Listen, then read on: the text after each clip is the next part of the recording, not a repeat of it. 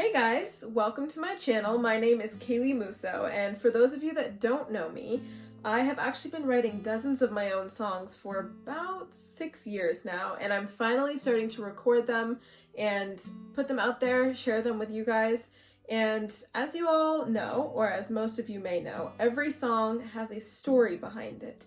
And I decided that along with releasing my music, I would start a new series on my channel where I sort of take a deep dive into the lyrics of each song that I write and the story behind them, maybe even some of the creative process, just to help you guys get a better understanding of the music. Starting with the song that I just released called In My Mind, the Lullaby. So In My Mind, the Lullaby might sound like a little bit of a weird name for a song. However, I wrote this song in April of 2021, which was about 2 years ago, and I wrote it along with a bunch of other songs that just sort of expressed what I was going through at the time.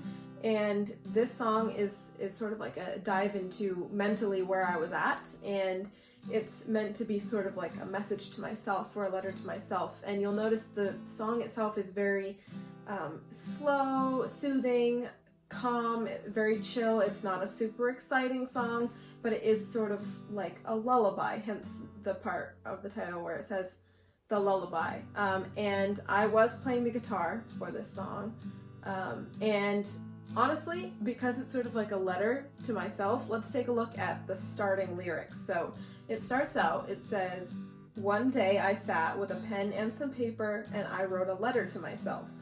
Hope when I read it, 20 years later, the words will show me how I've grown."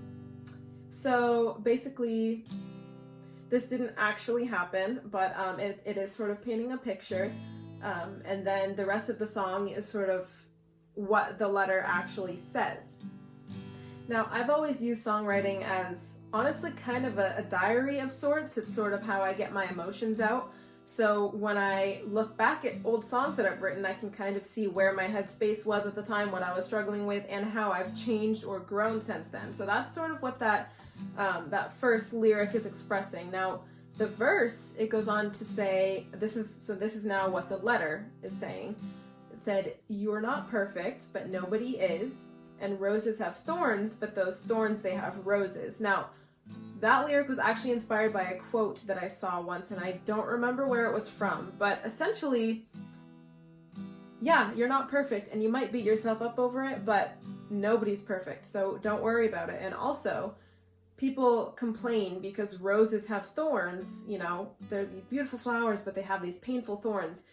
We could either complain about that, or we could choose to be happy because these ugly thorn plants have beautiful roses on them. So it's like choosing to see the good in every situation.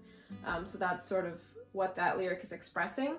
And then it says, "It's not happy people that are thankful, but thankful people that are happy," and you get it mixed up sometimes. So essentially, just because you're happy, like you can't wait until you're happy to start being thankful for things, right? If you are grateful in every situation for everything that's around you, then you will be happy no matter the circumstances. So I really like the verse lyric. So again, for the pre-chorus, it's sort of like I'm talking to myself. It says, you already know how much you're lacking, don't need anyone to tell you." And that, of course, is just expressing like, hey, you already know that these are all your faults. You could probably list them off, and other people, they might try to call out the things that you're bad at, but honestly, you don't even need them to, because you're already aware yourself and you're beating yourself up over it. And then it goes on to say, you're scared to show people what's inside for fear they'll shut you out. So just being worried that if you start to get close to people, or if you start to just show those flaws, things you would consider to be your flaws, that people would stop caring about you and stop liking you. And, you know, if people truly do care about you, then that wouldn't be the case at all. Okay, now the chorus is where it really comes back to this being like a letter that I've written to my past self or future self, however you want to look at it. Just sort of being like an encouragement. So in the chorus it says, "But I want to say to live through each day with your head held up high, spread your wings to the sky." So again, it's just it's like acknowledging that yes, you beat yourself up over all of these things, but it's not worth it, and really you should be spreading those wings, living your life so that you can thrive and not let yourself be held back by all of those things. So then it says, one moment does not define you, and maybe it might surprise you to know that there's people who care. So that lyric, it kind of speaks for itself, but essentially one mistake that you've made, one time that you've failed, you've been bad at something, you've let someone down, that one moment in time does not define you. Really, it's every single choice that you make all the time, the good ones and the bad ones, that are shaping who you are, and you can learn from those mistakes. So that shouldn't be a label that you or anyone else puts on you just from one time of messing up. So then it finishes up by saying, why question your worth when you're priceless? Which I think, again, just sort of speaks for itself. So this is where I sort of broke the typical structure that I would use for a song, the typical pop formula, so to speak, where you have a certain amount of bars in your verse, and then your pre-chorus and your chorus, back to your verse, you have a bridge. There's a specific formula that's usually followed, and I broke that because after the chorus I go back and repeat the verse again, but not different lyrics, it's the same lyrics, and then repeat the pre-chorus again, and then I don't do the chorus, I just go straight to that little ending of the song. So I did break it up a little bit just because sometimes I feel like a message needs to be reiterated to actually get across, rather than putting all these new lyrics in there. I'm just repeating the same thing because it's an important message. And then I wrapped up the song by sort of stepping out of that letter again. So this is now back to, I guess you could consider it the narrator perspective. And it says, the day that I sat with the pen and the paper and I wrote a letter to myself, I learned a lot about me, and I hope my story could someday inspire someone else.